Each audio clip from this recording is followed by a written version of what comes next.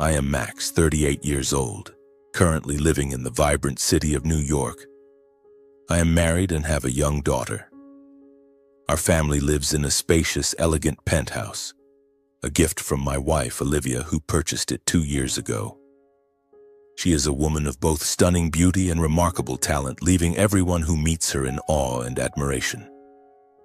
My daughter, Emma, just turned 4 this year. She is as lovely as an angel with sparkling round eyes and an innocent smile that can melt away any sorrow. I don't have an office job like most men. Instead, I stay at home, dedicating my time to caring for and raising Emma. Every morning, I personally brew coffee, prepare breakfast for her, and take her to preschool. For the rest of the day, I play with her, listen to her stories, and faithfully read her bedtime stories. Many people think it's a simple job, but for me, being with my daughter and watching her grow day by day is the greatest happiness of my life. 10 years ago, I was an ambitious finance employee on Wall Street. The job consumed all my time, but I loved it. The adrenaline rush when the market fluctuated thrilled me. Then I met Olivia, now my wife. She was a whirlwind, intelligent, charming, and full of ambition. When we got married, she was building her own company, a tech startup brimming with potential. I admired her, admired how she fought to turn her dreams into reality.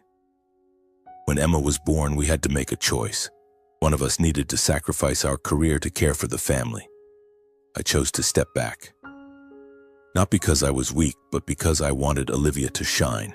I wanted her to have her chance without worrying about who would pick up Emma or cook dinner. Quitting my job wasn't easy. Some nights when Emma was asleep and Olivia was still at the office, I sat alone in the living room listening to the bustling city outside, wondering if I was losing myself. The probing looks from friends, the questions like, "What do you do all day at home?" sometimes made me feel disheartened. But then Emma would run to me, hug me, and say, "Daddy, tell me a story." And all my doubts would vanish. I reminded myself that this was my choice, for my family, for love. Olivia's success exceeded all expectations. Her company is now a major name, and I feel proud every time I hear her mentioned in articles or at conferences. But success comes at a cost. Olivia has become increasingly busy, and our shared dinners have grown rare. She frequently travels for work, sometimes for a few days, sometimes for a week. I don't complain. I know she's carrying immense pressure. I just try to do my part, keeping our home warm so she has a place to return to. Lately, I've started noticing small changes. Olivia has grown distant, no longer making the brief calls during her breaks like she used to. When she's on business trips, she texts less, sometimes replying curtly. "Super busy, talk later." I'm not the suspicious type, but a sense of unease has been growing inside me. Once I asked her about a trip to Stamford, Connecticut, a place she's been visiting more frequently than others. "Just meetings with partners," she replied, her voice slightly hurried before quickly changing the subject. I reassured myself it was just work pressure. Olivia is always strong, but she's human too, right? Emma has started asking, "Why is Mommy gone so long, Daddy?" I don't know how to answer, so I just hug her and say, "Mommy's working to buy you toys." Emma smiles, but my heart feels heavy. In the evenings, when it's just me and Emma in the apartment, I play music to keep the mood lively, but a sense of emptiness still creeps in. I miss the days when the 3 of us laughed and ate dinner together, though now those moments feel like a distant luxury. One night, I checked Olivia's phone to see her travel schedule, just wanting to know when she'd be back so I could prepare a special dinner. I saw a strange message from an unsaved number. "Meet you in Stamford, 8 p.m. My heart stopped, but then I told myself it was probably a business partner, just work. I don't want to be a controlling husband or destroy the trust between us. I turned off the phone, promising myself not to overthink it. But the feeling hasn't gone away.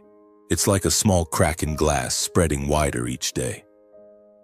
I've started noticing other details. A new perfume on Olivia's clothes, the time she's changed her phone password, or how she avoids meeting my eyes when talking about work.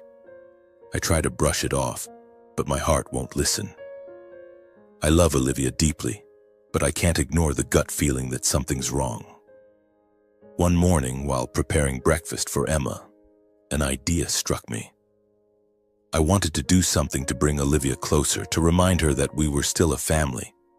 I thought of surprising her in Stamford, a short trip, just me and Emma, bringing a special gift and a drawing Emma made for her mom. I pictured Olivia's smile when she saw us, her eyes lighting up like they used to. The thought excited me, like finding a glimmer of hope amid these uneasy days. I planned carefully. I bought a silver necklace, simple yet elegant, engraved with all three of our names, Max, Olivia, Emma. I wanted it to be a reminder of our family, of what we had built together. Emma was thrilled, painting a colorful picture of our family standing under a rainbow. "Mommy will love it, right, Daddy?" she asked, her eyes sparkling. I ruffled her hair and smiled. "Absolutely, sweetheart." I checked Olivia's travel schedule. She'd be in Stamford for 4 days, staying at the familiar hotel she often mentioned. I called to confirm, but she didn't pick up. No reply to my texts either. A flicker of worry crossed my mind, but I brushed it off. "She's probably in a meeting," I told myself. I didn't want suspicion to ruin the plan. I wanted to believe this would be the moment we reconnected. The next morning, I prepared the car, carefully packed the gift, and tucked Emma's drawing into a bag. Emma sat in the back, singing cheerfully, clutching her favorite teddy bear. "Daddy, Mommy's gonna be so surprised, right?" she asked, her voice full of excitement. I glanced at her through the rearview mirror, my heart warming. "Yeah, Mommy's gonna love it," I said, though a trace of unease began to stir inside me. I pressed the gas pedal, leaving New York behind, heading toward Stamford, unaware that this trip would change everything. On the way, I tried calling Olivia a few more times, but still no response.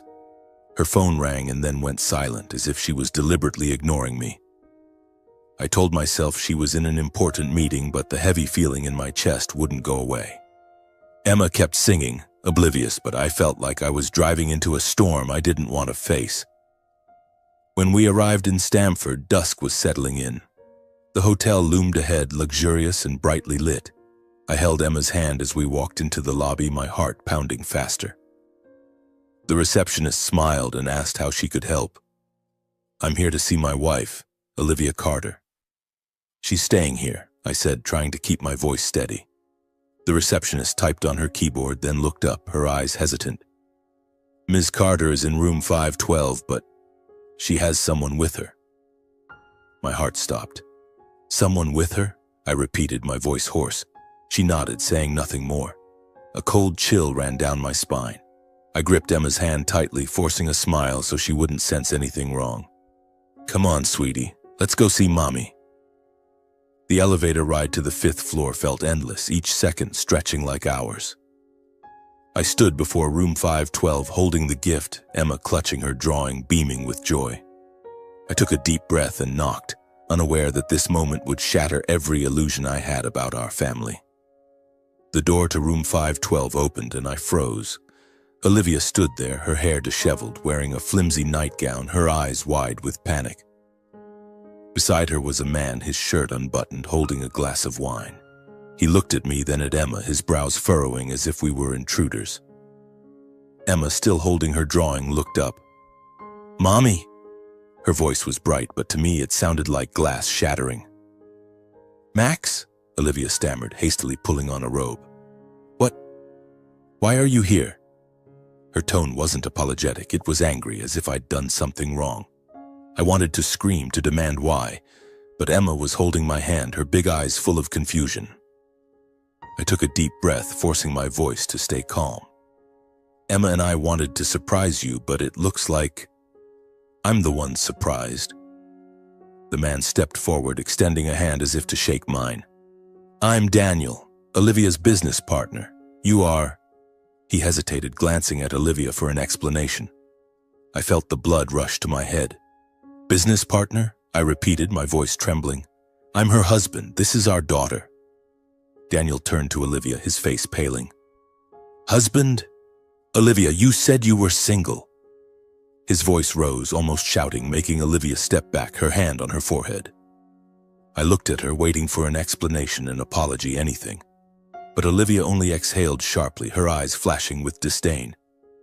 "Don't make a scene, Max, showing up like this, embarrassing me in front of my partner. What do you want?" Her words cut into me like a knife. Emma's eyes began to well up and her drawing fell to the floor.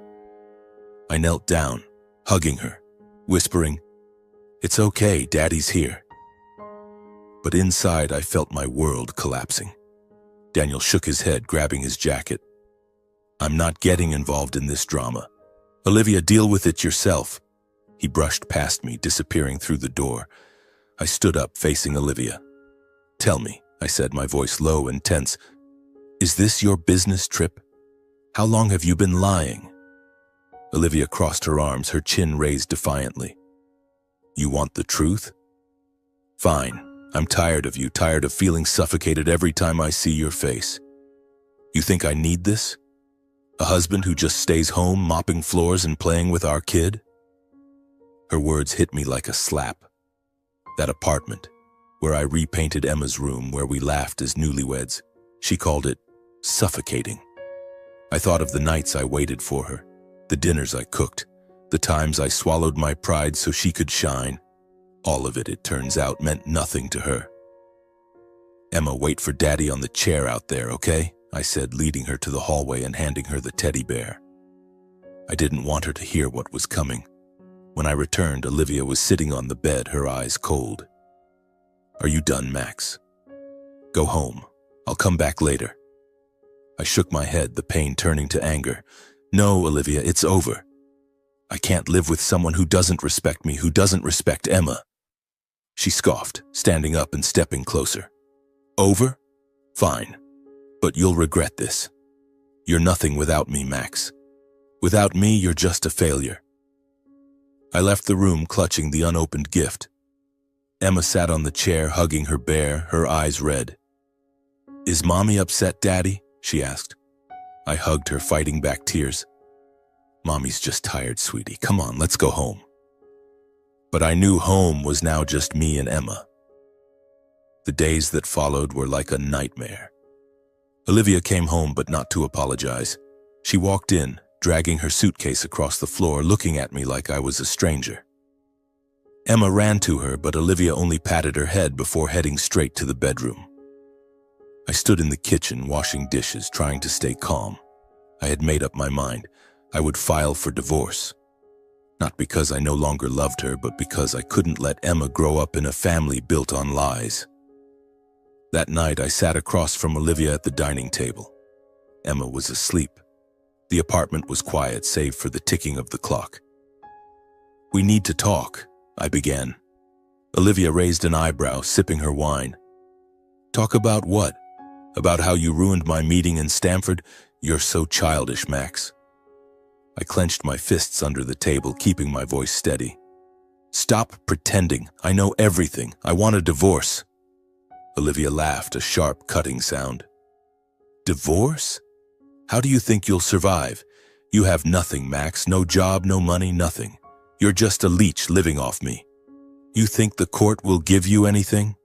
Emma, don't dream." She stood, pointing at me. "You want to play this game? Fine. I'll leave you with nothing. This apartment, the bank accounts, everything is mine. You'll be out on the street, Max, and I won't give you a cent." Each word she spoke was like salt in an open wound. I had given up my career, chosen to stay home so she could succeed, and yet she called me a leech. I thought of the years I stayed up late soothing Emma, the times I silently endured the judgmental looks from others, but I didn't argue. I just looked at her, my voice low. "Fine, Olivia. If you want a divorce, I'll do it, but you'll regret this decision." Olivia stepped closer, her breath heavy with the smell of wine. "Who do you think you are? A hero? You're just a failed house husband. I'm sick of seeing you mop floors, cook meals like some servant. I need a real man like Daniel, not a weakling like you." My heart tightened, but I didn't let her see it. I stood looking her in the eyes. "You're wrong, Olivia. I'm not weak, and you'll find out soon enough." She burst into bitter laughter. "Find out? Find out what? That you'll be left with nothing? That you've been leeching off your wife this whole time? Go ahead, Max. File for divorce. I'll sign it right away. We each keep our assets. Easy, because you have nothing. She turned away, leaving me standing there in the apartment I once called our home. I couldn't sleep that night. I sat in the living room looking at Emma's drawing, now torn at one corner. I thought of her future. Olivia might think I'm useless, but she didn't know the truth. And I would make her face it.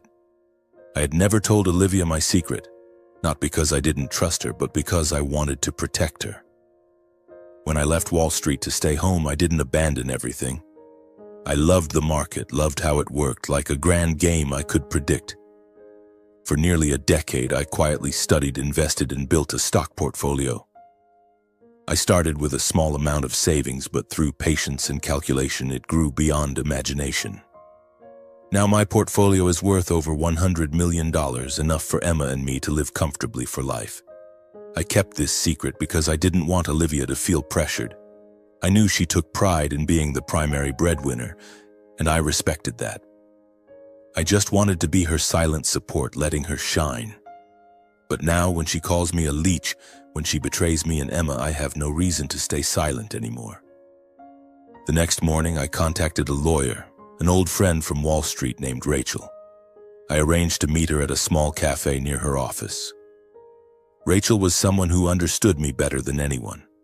I told her everything, about Stanford, about Daniel, about Olivia's humiliating words. She thinks I have nothing, I said, my voice bitter.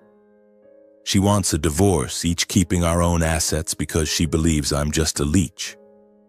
Rachel raised an eyebrow, adjusting her glasses. What about your investment portfolio? $100 million? Olivia knows nothing about it? I nodded. I never told her. I wanted to surprise her.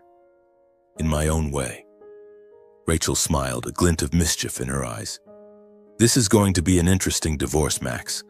If Olivia agrees to each keeping their own assets, she's shooting herself in the foot.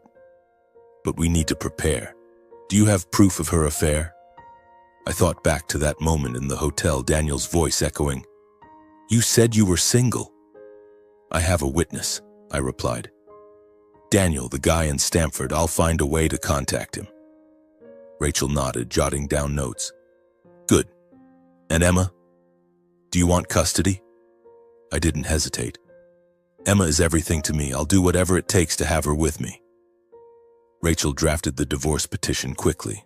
As I requested, it proposed that each of us keep our own assets, a clause that sounded fair but was in reality a trap for Olivia. I knew she'd agree immediately, believing I had nothing of value. Rachel also included my request for full custody of Emma based on my dedication to her and Olivia's inappropriate behavior. "The court will consider this," Rachel said. "But with evidence of the affair and your role as Emma's primary caregiver, we have the upper hand." I signed the divorce papers on a rainy afternoon, my hand trembling slightly. Not out of fear, but because I realized I was closing a chapter of my life. I had once loved Olivia, dreamed of a happy family. But she had destroyed that, and I couldn't let Emma pay the price. I sent the papers to Olivia through her lawyer, waiting for her response. As expected, she called that same evening. "Are you serious, Max?" Olivia's voice over the phone was icy, but I could hear the smugness. "Divorce? Fine. I agree to keep our assets separate. Makes it easy for both of us, but Emma? You don't stand a chance. The court will see you're just a house husband while I'm the breadwinner." I gripped the phone tightly, keeping my voice calm. "Let the court decide, Olivia." She burst into laughter. "Oh, I can't wait. You'll lose everything, Max. Get ready." She hung up, leaving me standing in the living room. Emma was playing in the corner, building a small house out of Legos. "Daddy, look at this," she called, beaming. I knelt down, hugging her, a wave of determination rising within me. I wasn't doing this for money or revenge. I was doing it for her future. Olivia might think she held all the cards, but she had no idea how prepared I was. I started gathering evidence. I contacted the hotel in Stanford, requesting hallway camera footage from that night. The receptionist, who had told me Olivia had someone with her, agreed to be a witness if needed. I also tracked down Daniel through social media, a businessman in Connecticut who seemed rattled when I messaged him. "I don't want trouble," he replied. "Olivia said she was single. I didn't know she had a husband and kid." I didn't blame Daniel. He was just a piece in Olivia's web of lies. "I just need you to confirm the truth," I messaged back. He agreed, as long as he wasn't dragged into court. With every step, I felt stronger. I was no longer the Max who quietly mopped floors waiting for Olivia to come home. I was the Max who once thrived on Wall Street, who knew how to play to win. But I didn't boast. I kept everything discreet, letting Olivia dig her own grave. The night before submitting the petition to the court, I sat in the living room opening my laptop to check my investment portfolio. The numbers stared back, cold but reassuring. $102 million, up slightly from the previous week. I thought of Olivia, her arrogance, the way she mocked me. I closed the laptop and looked out the window. New York sparkled below, as if reminding me I was never a loser. And Olivia was about to find that out. On the day of the court hearing, I stood in front of the mirror adjusting my tie. Emma was at home with my mother, safe and carefree. I wanted to keep her far from this drama. Rachel stood beside me in the waiting room, patting my shoulder. "Ready, Max? It's going to be a long day." I nodded, my heart pounding, not out of fear, but because I knew this was the moment everything would change. The courtroom was cold, smelling of old wood and paperwork. Olivia sat across from me, dressed in an expensive black suit, her hair tied up high, looking like a queen. She didn't glance at me, only whispered to her lawyer, a middle-aged man with glasses. Rachel, calm and composed, arranged her documents, her eyes sharp. The judge, an older woman, struck her gavel. "Let's begin." Olivia's lawyer spoke first, his voice smooth. "Your Honor, my client, Ms. Olivia Carter, agrees to the divorce with the condition that each party retains their own assets. Ms. Carter is the primary breadwinner, owning a technology company worth millions. Mr. Max Thompson has no income and has been financially dependent on Ms. Carter. Therefore, we request custody of their daughter, Emma Thompson, be granted to Ms. Carter, with Mr. Thompson given visitation rights." I almost laughed. They painted me as a useless freeloader, but I stayed silent.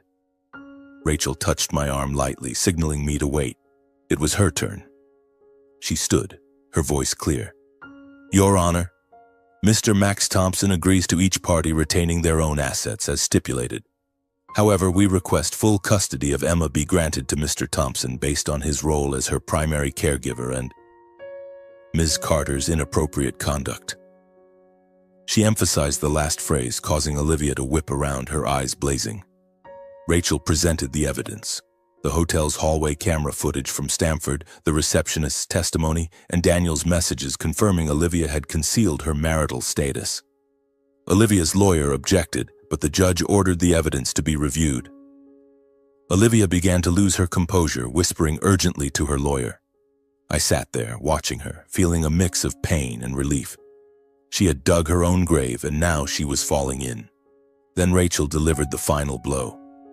"Regarding assets," she said, "Mr. Thompson does not contest Ms. Carter's property. However, Mr. Thompson has his own assets, a stock portfolio valued at $102 million. Accumulated over the past 10 years, Rachel submitted the documents. Bank statements, transaction histories, all crystal clear. The courtroom fell silent. Olivia's jaw dropped, her face paling. Her lawyer flipped through the papers, muttering, "How did we not know about this?" I looked at Olivia, and for the first time during the hearing, her eyes met mine. Gone was the disdain, replaced by shock and panic.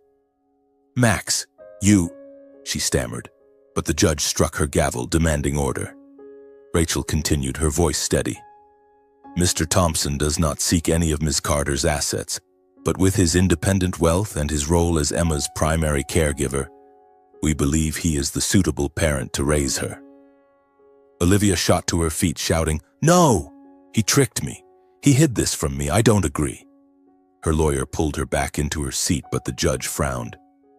"Ms. Carter, control yourself," she said. Olivia trembled, her eyes red, but I felt no pity.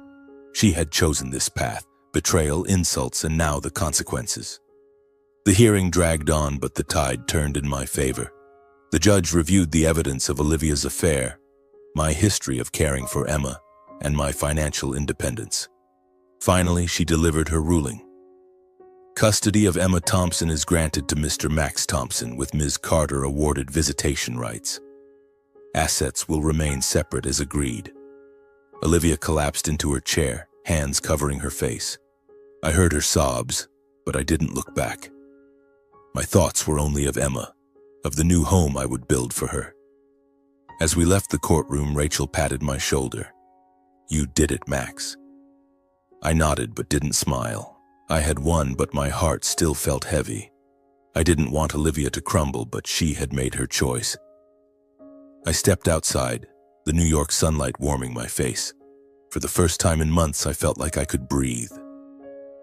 Few months after the trial, I heard news about Olivia through a mutual friend. At first, I didn't want to know.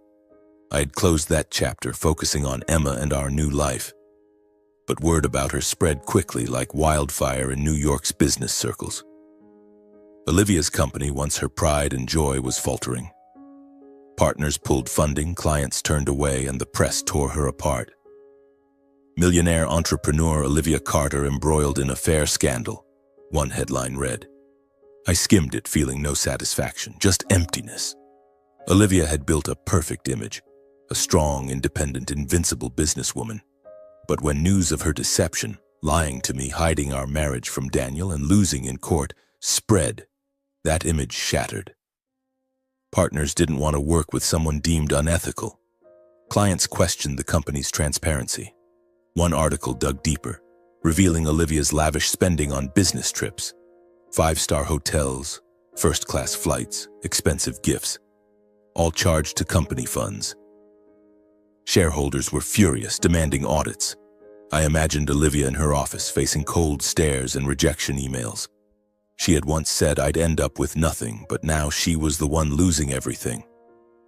The company spiraled into financial crisis, drowning in debt. One evening, I caught a glimpse of her on the nightly news. Olivia stood outside her company's building, hair disheveled, eyes shadowed, forcing a smile for reporters. "We'll get through this," she said, her voice trembling. Just months after the trial, Olivia lost not only her career but her reputation.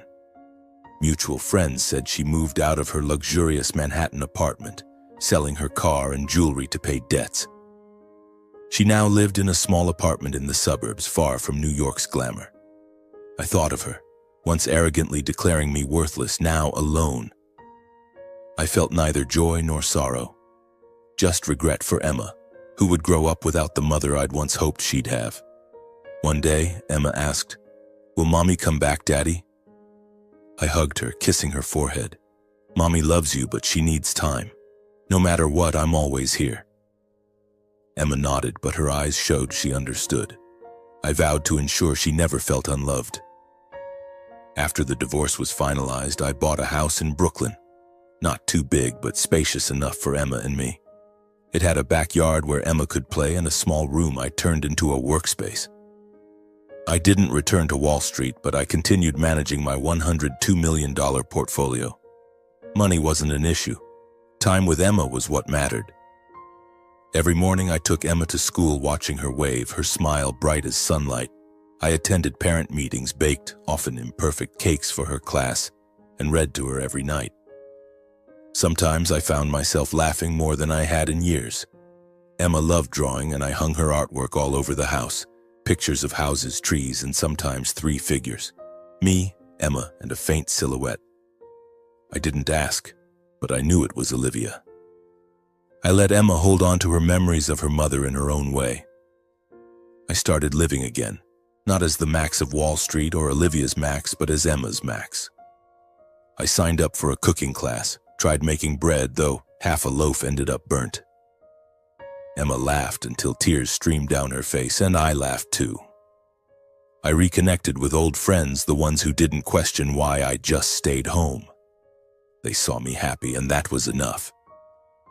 Sometimes I thought of Olivia, but the pain was gone. I had forgiven, not for her, but for myself. I didn't want to carry resentment. Emma needed a strong father, and I was determined to be that. One evening, as Emma lay on the couch, her head on my lap, she asked, "Daddy, will we be okay?" I stroked her hair. "More than okay, sweetheart. We have each other." A year after the trial, I received a text from Olivia. "Max, can we meet, please?" I stared at the screen, my heart pausing. I didn't reply right away. Part of me wanted to refuse, but another part was curious. What did she want? I agreed to meet at a small cafe near my house, where Emma and I often got cookies. Olivia arrived late, a shadow of the woman I once knew. She was thinner, her hair loosely tied, her eyes weary. She sat down, fingers twisting nervously. "Max," she began, her voice hoarse. "I'm sorry, I was wrong. It's all my fault." I looked at her, waiting. She spoke of her company's collapse, friends turning their backs, and nights spent crying alone. "I lost everything," she said, her eyes red. "But I don't want to lose you and Emma." I listened, but my heart didn't stir. I remembered her words in Stamford, in our apartment in court. Leech, useless, penniless. I remembered Emma clutching her teddy bear, waiting for her mother in the hotel hallway. Olivia wiped her tears, grabbing my hand. "Max, we can start over. I'll change. I love you, love Emma. Give me a chance." I pulled my hand back, gently but firmly. "Olivia," I said, my voice low, "I gave you everything, my career, my time, my love. You threw it away. I don't hate you, but I can't go back.